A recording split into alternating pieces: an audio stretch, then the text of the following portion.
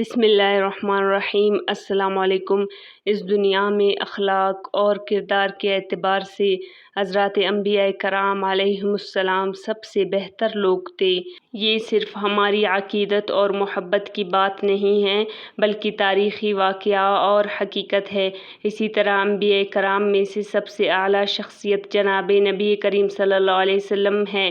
جس طرح آپ صلی اللہ علیہ وسلم کا ذات گرامی سب سے بلند ہے، اسی طرح نبی پاک صلی اللہ علیہ وسلم کے اخلاق بھی عظیم ہیں۔ آپ صلی اللہ علیہ وسلم کے اخلاق کے بارے میں یہ حدیث سن لیجئے، جس میں ایک یہودی عالم کا واقعہ ذکر ہے اور نبی کریم صلی اللہ علیہ وسلم کے عظیم اخلاق کا ذکر ہے۔ حدیث میں ہے، حضرت علی رضی اللہ عنہ فرماتے ہیں، ایک یہودی عالم تھا، اس کے کچھ دینار نبی کریم صلی اللہ علیہ وسلم پر قرض تھے۔ اس یہودی عالم نے آ کر نبی کریم صلی اللہ علیہ وسلم سے ان دیناروں کا تقاضا کیا۔ آپ نے اس سے فرمایا، اے یہودی، تمہیں دینے کے لیے اس وقت میرے پاس کوئی چیز نہیں۔ یہودی نے کہا، محمد، میں اس وقت تک تمہارے پاس سے نہیں ہٹوں گا جب تک تم میرا قرض ادا نہیں کرو گے۔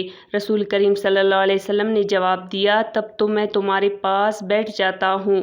اور آپ اس کے پاس بیٹھ گئے اور اسی جگہ رسول کریم صلی اللہ علیہ وسلم نے ظہر، عصر، مغرب، عشاء اور پھر فجر کی نمازیں پڑھی۔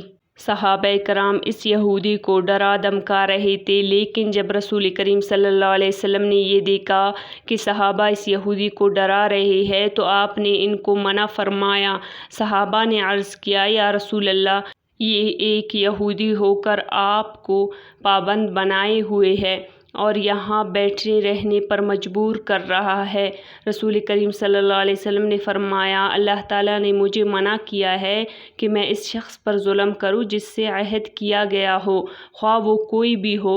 جب دن چڑھ نکلا تو وہ یہودی بول اٹھا، میں گواہی دیتا ہوں کہ اللہ کے سوا کوئی معبود نہیں، اور گواہی دیتا ہوں کہ یقیناً آپ اللہ کے رسول ہیں۔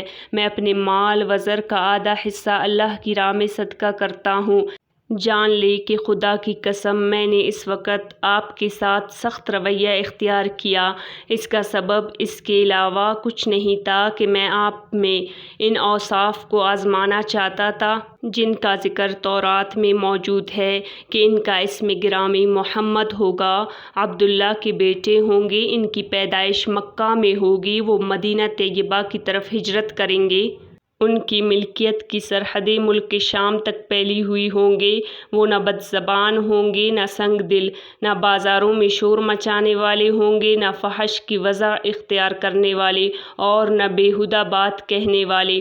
اس نے تورات میں مذکورہ یہ باتیں سنانے کے بعد ایک مرتبہ پھر کلمہ شہادت پڑھا، میں گواہی دیتا ہوں کہ اللہ کے سوا کوئی معبود نہیں، اور یہ کہ یقیناً آپ اللہ کے رسول ہیں۔